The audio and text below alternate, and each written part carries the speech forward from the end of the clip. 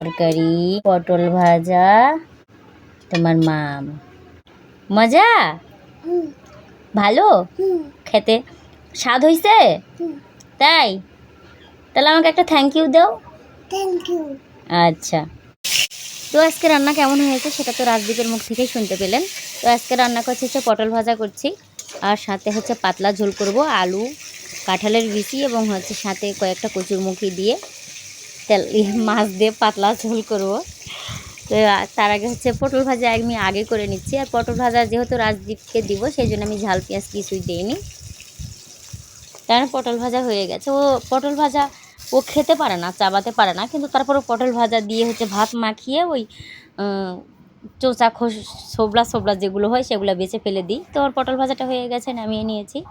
এখন তরকারি কেটে ধুয়ে রেখেছি, সেটাও হচ্ছে কড়াইয়ে তেলে হচ্ছে পাঁচফোড়ন তেজপাতা ফোড়ন দিলাম, জিরে ফোড়ন দিয়ে ঢেলে দিলাম, দিয়ে একটু নেড়ে চেড়ে নিচ্ছি। এবারে পরিমাণ মতো হলুদ দিলাম, পরিমাণ মতো লবণ দিয়ে দিলাম, দিয়ে একটুখানি নেড়ে চেড়ে নিচ্ছি, নিয়ে ভালোভাবে এটা ভেজে নেব আমি।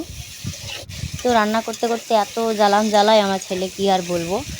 ঘুম আসতে এই সুযোগে আমি রান্না করে নিচ্ছি। তো এই তো ভালো করে ভেজে নিয়ে নিলাম। তারপরে এখানে হচ্ছে সামান্য কিছু জল, সাথে হচ্ছে একটুখানি মরিচের গুঁড়া, আদা বাটা আর হচ্ছে জিরে বাটা দিয়েছিলাম, দিয়ে নেড়ে চেড়ে ঢেকে দিয়ে এবার ভালো করে কষিয়ে নিচ্ছি। তো আমার কষানো হয়ে গেছে, এবার পরিমাণ মতো জল দিয়ে দিলাম ঝোলের জন্য।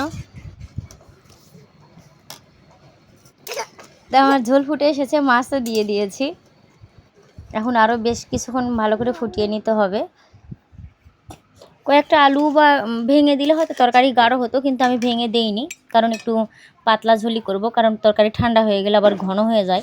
এই কি করিচ্ছ তুমি? এই যে তাকাও, এই যে এদিকে তাকাও। বিরক্ত করিচ্ছ কেন? মানুষের গাড়ি ফেলাই দিছো কেন? উঠাও।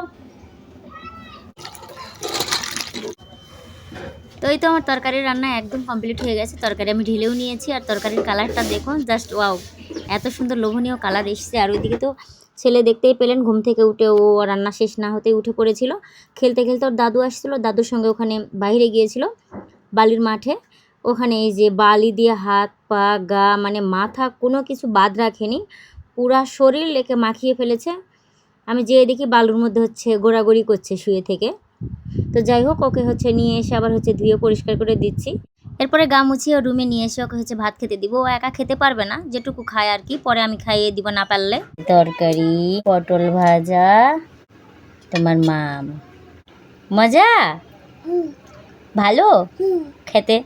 স্বাদ হয়েছে? তাই? তাহলে আমাকে একটা থ্যাংক ইউ দাও। Thank you. আচ্ছা।